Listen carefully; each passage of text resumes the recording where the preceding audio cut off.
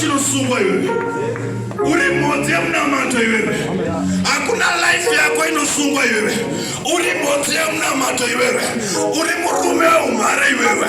Rimwe zuva mai vako ngavangomuka vakakuisa pastatus vachiti murume weumhare. Oh my God, ndine vamwe vababa vari pano wandiri kushuwira panapa kuti Mwari avasimudzwe nemuto unotyisa. Ndikuda kuti uende pamberi paMwari uti Mwari chipindai munyaya dzangu. Mwari tengai nyaya dzangu. Mwari tengai nyaya dzangu.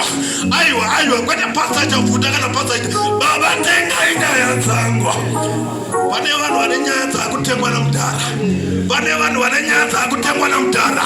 Be ready masikatano. Uchaona life yavo yakushanduka. Wabva waziva kuti nyaya dzake dzakatengwa. Nevewo nhasi enda pamberi paMwari uti Jehovah chipindai musituation yangu. Ndikunamata the presence of God mukati melife yedu. The steps of a righteous man is ordered by Jehovah. Tsoka dzemutsvene urongwa naJehovah. Mwari ndiye anokuudza enda kuBotswana, ndiye anokuudza enda kuUK.